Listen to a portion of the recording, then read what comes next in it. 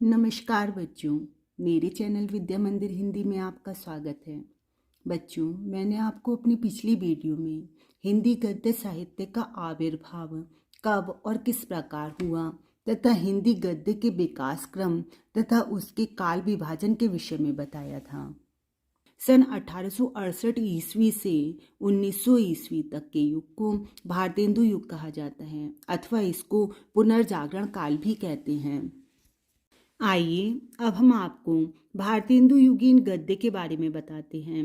भारतेंदु युगीन गद्य का समय सन 1868 ईस्वी से 1900 ईस्वी तक माना जाता है। हिंदी साहित्य के क्षेत्र में भारतेंदु हरिश्चंद्र सन 1850 में जन्म तथा 1885 ईस्वी में इनकी मृत्यु के उदय से नवीन क्रांति का श्री गणेश हुआ और हिंदी साहित्य का आकाश इस प्रकाश से जगमगा उठा।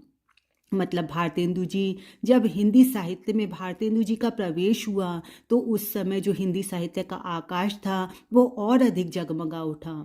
इसलिए हिंदी गद्य का पहला युग सन 1868 ईस्वी से 1900 ईस्वी तक का भारतेंदु जी के नाम से ही जाना जाता है। भारतेंदु युग से कुछ वर्ष पूर्व दो महत्वपूर्ण व्यक्ति हिंदी खड़ी बोली गद्य के क्षेत्र में दो भिन्न भिन्न शैलियों का प्रतिनिधित्व कर रहे थे। एक थे राजा शिव प्रसाद सितारे हिंद, जिनका समय सन 1823 ईस्वी से 1895 ईस्वी तक का है। दूसरे थे राजा लक्ष्मण सिंह, जिनका समय सन 1826 ईस्वी से 1896 ईस्वी तक का है। राजा शिव प्रसाद सितारे हिंद ने हिंदी को पाठशालाओं में स्थान दिलवाने का महत्वपूर्ण कार्य किया। मतलब उस समय विद्यालय में हिंदी पढ़वाने का कार्य जो था वो राजा शिव प्रसाद जी ने ही प्रारंभ किया। यह उर्दू मिश्रित हिंदी के पक्षधर थे। देखिए, राजा शिव प्रसाद सितारे हिंद तो उर्दू मिश्रित हिंदी पर जोर देते थे और राजा लक्ष्मण सिंह संस्कृत निष्ठ हिंदी पर जोर देते थे। भारतेंदु जी ने मध्यम मार्ग अपनाया। मतलब भारतेंदु जी ने ना तो शिव प्रसाद सितारे हिंद के समान उर्दू मिश्रित पर जोर दिया और ना ही राजा लक्ष्मण सिंह की तरह संस्कृत निष्ठ हिंदी पर जोर दिया। उर्दू मिश्रित तथा संस्कृत मिश्रित जो भाषा है, जो हिंदी भाषा है, वह वास्तव में सामान्य व्यवहार की भाषा से कुछ हटकर हो जाती है। लेकिन भारतेंदु जी की जो भाषा थी वह सामान्य व्यवहार की भाषा थी। उन्होंने अपनी भाषा में संस्कृत के तत्सम शब्दों के स्थान पर तद्भव शब्दों का तथा विदेशी भाषा के प्रचलित शब्दों का ही प्रयोग किया। उन्होंने हिंदी गद्य को वह रूप प्रदान किया जो हिंदी प्रदेश की जनता की मनोभावना के अनुकूल था। उनका गद्य व्यवहारिक, सजीव और प्रवाहपूर्ण है। ब्रजभाषा के प्रयोगों से उनका गद्य तो प्रभावित है, लेकिन कहीं कहीं व्यवहारिक त्रुटियां भी दृष्टिगोचर होती हैं। इस युग के लेखकों ने भारतेंदु जी को अपना आदर्श माना। भारतेंदु तथा उनके सहयोगियों ने हिंदी गद्य साहित्य को समृद्ध किया। इसलिए भारतेंदु जी को हिंदी गद्य साहित्य का जनक माना जाता है। परीक्षा में आपका प्रश्न आते हैं तो इस तरह से भी प्रश्न आ सकता है कि हिंदी गद्य साहित्य का जनक किसको माना जाता है। आपका उत्तर होगा भारतेंदु हरिश्चंद्र को। देखिए बच्चों, अब हम आपको बताते हैं कि भारतेंदु जी के सहयोगी अन्य लेखक और कौन कौन से थे। बालकृष्ण भट्ट, इनका समय सन 1844 ईस्वी से 1914 ईस्वी तक का था। ये संस्कृत के पंडित तथा अंग्रेजी के अच्छे जानकार थे। ये इलाहाबाद से हिंदी प्रदीप निकालते थे। देखिए, इसमें आपके बच्चों कई तरह से प्रश्न बन सकते हैं। जैसे आपसे पूछा जाए कि बालकृष्ण भट्ट किस युग के लेखक थे, तो आप बताएंगे कि बालकृष्ण भट्ट भारतेंदु युग के लेखक थे। आपसे पूछा जा सकता है कि हिंदी प्रदीप के रचनाकार कौन थे, तब आपको बताना होगा कि बालकृष्ण भट्ट इसके रचनाकार थे। इसी तरह से आपसे पूछा जा सकता है कि बालकृष्ण भट्ट का समय कौन सा था, तो इनका समय सन 1844 ईस्वी से 1914 ईस्वी तक का था। भारतेंदु युग के एक अन्य लेखक देखिए, पंडित प्रताप नारायण मिश्र, इनका समय सन 1856 ईस्वी से 1894 ईस्वी तक का था। यह कानपुर से ब्राह्मण नामक पत्र निकालते थे। देखिए इसमें भी यही प्रश्न कि पंडित प्रताप नारायण मिश्र किस युग के थे, तो ये आप बताएंगे कि भारतेंदु युग के थे।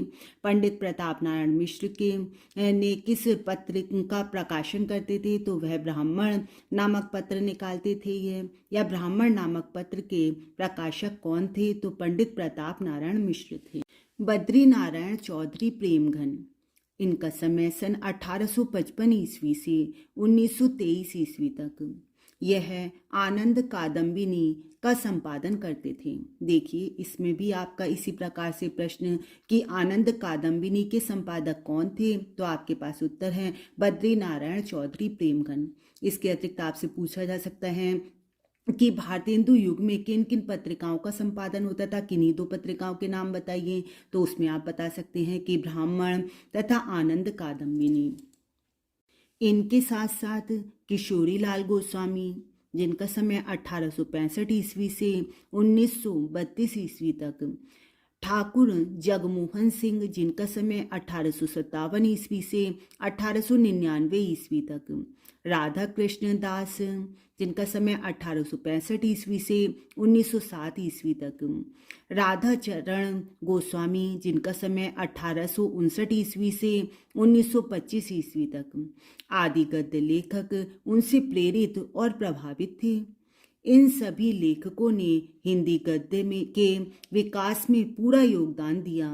वास्तव में हिंदी गद्य के विकास की दृष्टि से भारतेंदु युग अत्यंत महत्वपूर्ण युग है। देखिए बच्चों, हमने आपको कई लेखकों के नाम बताए जैसे किशोरी लाल गोस्वामी आदि। तो इन सब लेखकों के साथ साथ आपसे पूछा जा सकता है, किसी भी लेखक का नाम देकर आपसे पूछा जा सकता है कि यह किस युग के लेखक थे। इस तरह से अन्य काफ़ी प्रश्न आते हैं। चलिए मैं आपको अब कुछ प्रश्न बताती हूँ। भारतेंदु जी के समकालीन 4 गद्य लेखकों के नाम लिखिए।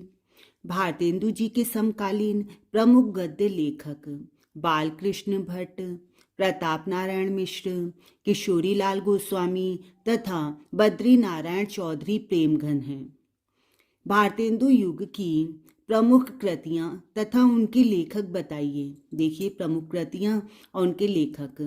अंधेर नगरी, इसके लेखक हैं भारतेंदु हरिश्चंद्र। इंदुमती, इनके हैं किशोरी लाल गोस्वामी। कली कौतुक, इसके लेखक है प्रताप नारायण मिश्र। नील देवी, भारतेंदु हरिश्चंद्र। भारत जननी, भारतेंदु हरिश्चंद्र। भारत दुर्दशा, इसके लेखक भी भारतेंदु हरिश्चंद्र। नूतन ब्रह्मचारी, बालकृष्ण भट्ट। राजा और प्रजा, बालकृष्ण भट्ट। देखिए बच्चों, इस तरह के प्रश्न आपकी परीक्षा में आएंगे। आपसे किसी भी रचना को दिया जा सकता है, आपसे पूछा जा सकता है जैसे कि कली कौतुक यह किस युग की रचना है, तब आपको बताना होगा भारतेंदु युग की। इसके रचयिता कौन है, तब आप बताएंगे कि प्रताप नारायण मिश्र। अथवा आपसे पूछा जा सकता है कि बालकृष्ण भट्ट किस युग के लेखक हैं और उनकी एक रचना बताइए, तब आप कहेंगे कि बालकृष्ण भट्ट भारतेंदु युग के लेखक हैं तथा इनकी रचना नूतन ब्रह्मचारी है। इस प्रकार से अनेक प्रश्न आपके अलग अलग दृष्टि से आ सकते हैं। भारतेंदु युग में इलाहाबाद से प्रकाशित होने वाले हिंदी के किसी एक मासिक पत्र और उसके संपादक का नाम लिखिए। भारतेंदु युग में इलाहाबाद से प्रकाशित होने वाला हिंदी का एक प्रमुख मासिक पत्र हिंदी प्रदीप था। इसके संपादक बालकृष्ण भट्ट थे। ठीक है, इलाहाबाद से कौन सा प्रकाशित होता था पत्र, हिंदी प्रदीप, और इसके लेखक थे, इसके संपादक थे बालकृष्ण भट्ट।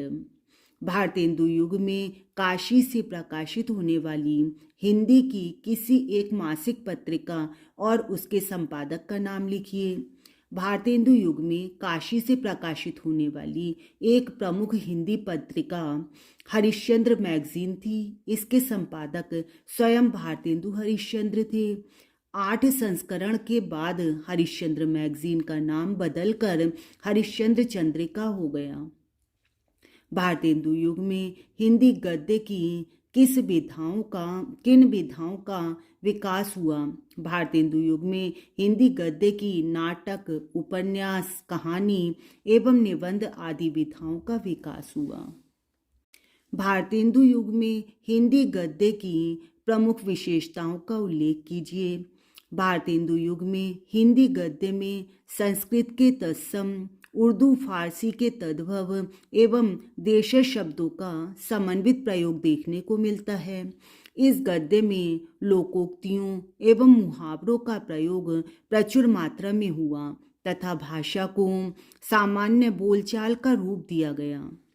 भारतेंदु हरिश्चंद्र के प्रमुख नाटकों के नाम लिखिए।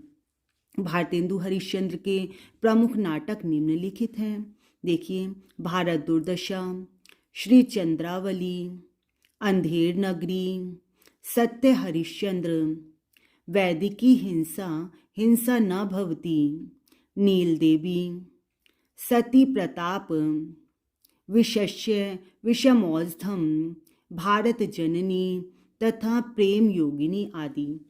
भारतेंदु हरिश्चंद्र के नाटकों का विषय क्या था? भारतेंदु हरिश्चंद्र के नाटक देश प्रेम, समाज सुधार एवं राष्ट्रीय चेतना पर आधारित हैं।